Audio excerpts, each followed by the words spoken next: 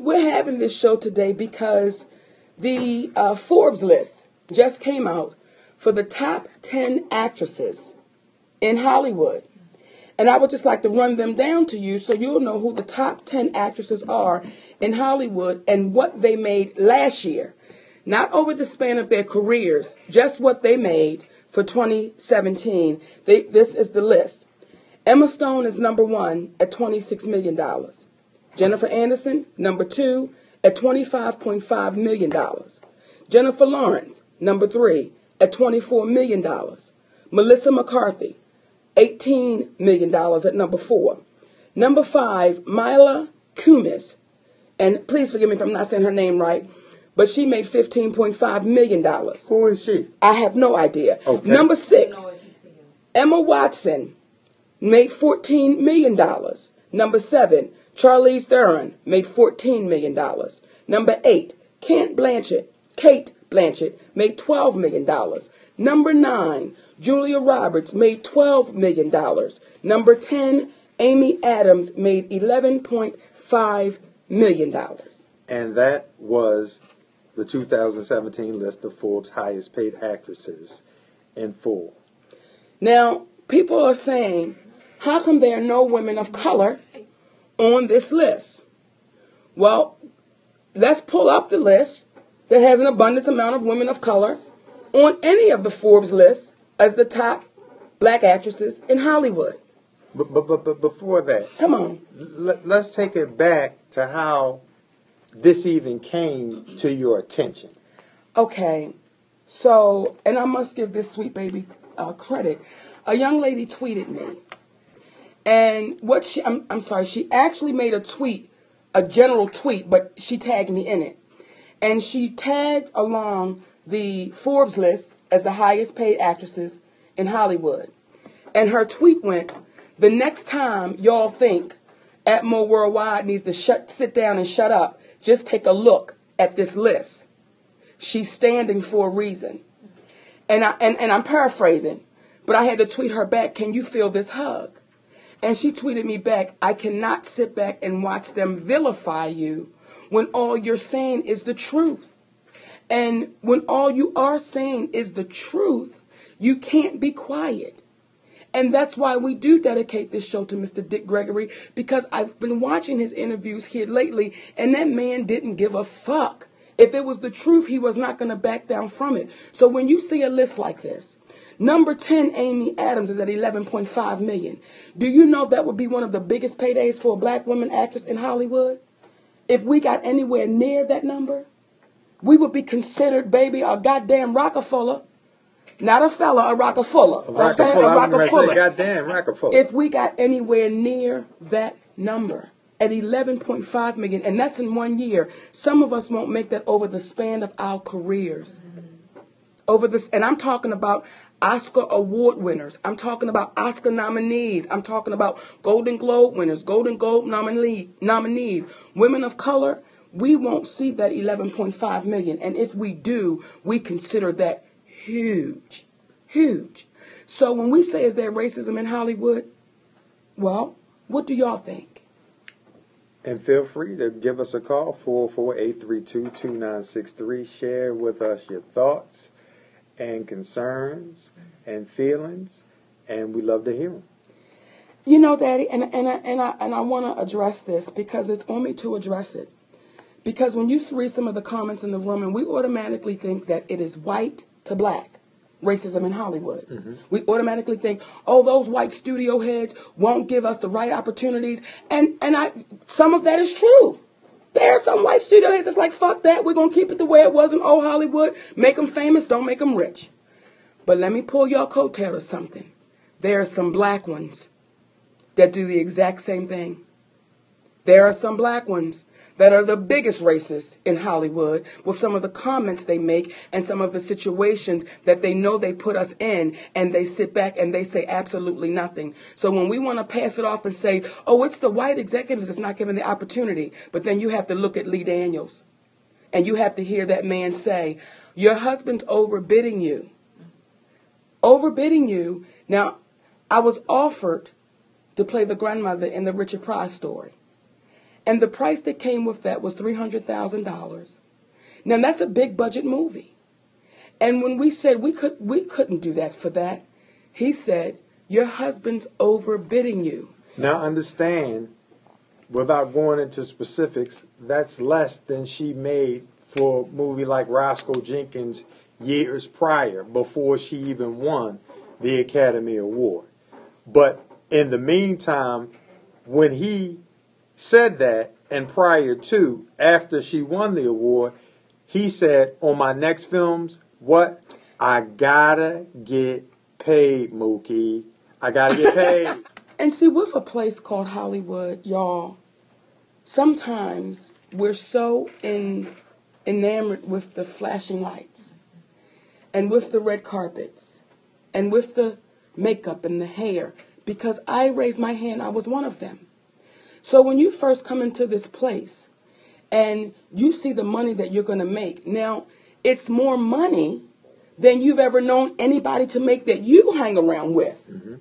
But once you actually get into the business and you begin to realize how much money is being made and how much money you're being paid, that's a huge gap. So when we see this list of these 10 white actresses, and let me say this, it's not that they're not deserving. I'm not saying not one of these sisters on this list don't deserve their payday, because goddamn it, if they putting in the numbers, you deserve it. Get it. However, you would have to say, what's different with these sisters than Viola Davis?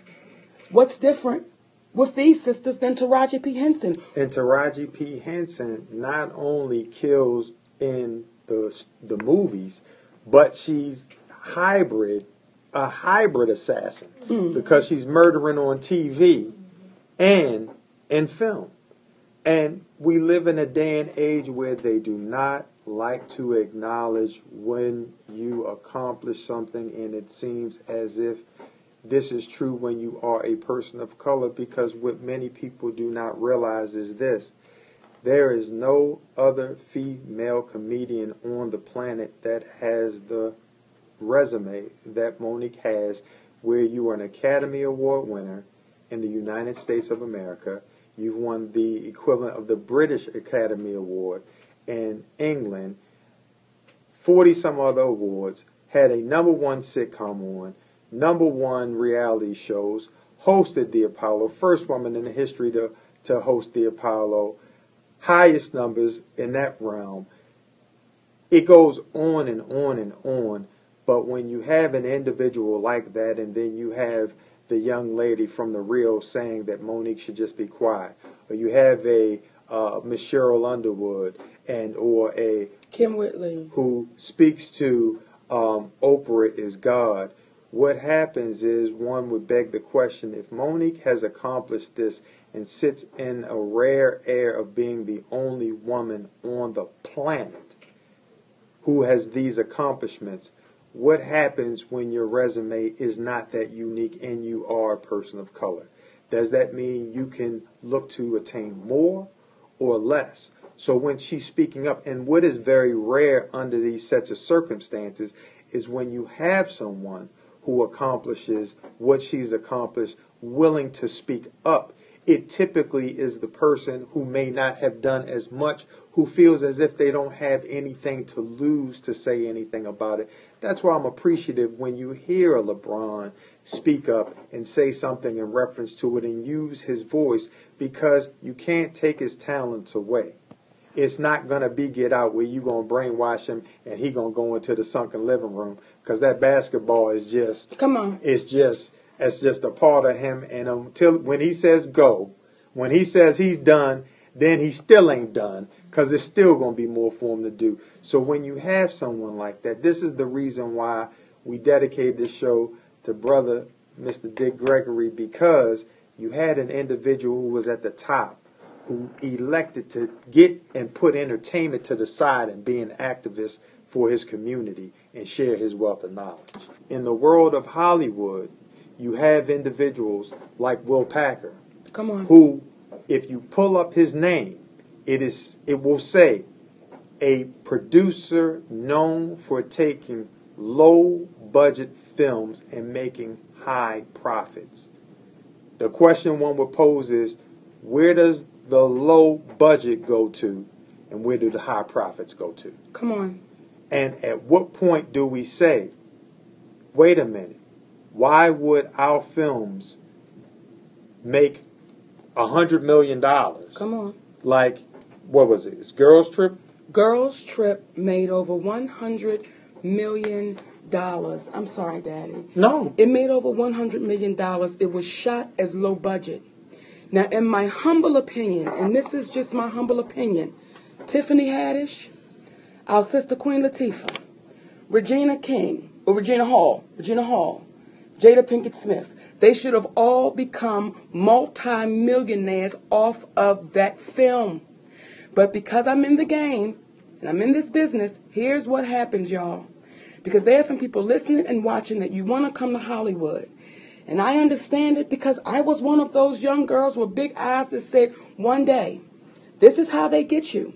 Listen, on this first one, it's low budget. They didn't really give us a budget. And when I say low budget, I'm talking about so low budget that the shit they serve you for food looks like mush. I'm talking about so low budget that you have a trailer that's pretty much the size of a locker room. However, with that said, when you say so low budget, when they give you the number, you actually say, where is the budget going? Daddy, where is the budget? Where is the budget going? Because it's enough money in that budget for the trailers not to blow up. It's enough money in that for the trailers not to blow up. It's so much money in it, my loves. It's so much money in it that when they have low budget films, the people that's in front of the camera, most times, more than not, especially when it comes to black films, and I have to say black films because that's how we separate it. When it comes to black films, we get the least amount of theaters, but goddamn it, we pulling in the money. Everyone knows that in the theaters, and everyone knows that about television. They know that with television, when you first start up a network, you have to get the black people because the black people bring in the numbers. If you notice, when the networks first start up, they're full of black shows. Then those black shows begin to taper off. The only network that started up that was not full of black shows but had to go to black shows was the OWN network. Go figure. Now, when her network first started up, she had Susie Orman, Rosie O'Donnell, and a lot of animal shit. Which I like the animal shit, but it was a lot of animal shit. Till somebody had to tap her and whisper and say, listen, you know it's niggas that bring in the numbers. And the question one would ask is, do you think that in Oprah's heyday, she would have had a relationship with Tyler Perry based upon the type of work that he does? And this is no disrespect to the type of work that he does because, hey, listen, if it works, if it's funny, go do it. However, do you think that she would have had him on based upon who she had on during the course of those years? You had to be an incredible individual of color to have finally made it on there, or it was later on in her career when she started to acknowledge individuals who were of color to come onto the show. So when you start seeing things like this, you say to yourself, what role do we as black people, as African Americans play in our own destruction? Because it's not just white folks who are in charge that are making these decisions. It is us who are making these decisions by not saying anything. Just like if no one had to put a fuss up to what Donald Trump had said, he would not keep trying to correct himself. Because when you start hearing this man talking about we've got to love each other, that don't even sound right coming out of his mouth. That don't even sound right. Not after you just spoke in a tone of violation of, yeah, when you're a star, you could just grab him by the pussy. Come on. Not by the butt. Mm-mm. Not by the ass. No. Not by the tail. Come on. But by the vaginal area. Pussy. Also known as, in French, des pussy. Okay? Des pussy. Pussy. Okay? So when you see this, you say, what part do we play into this?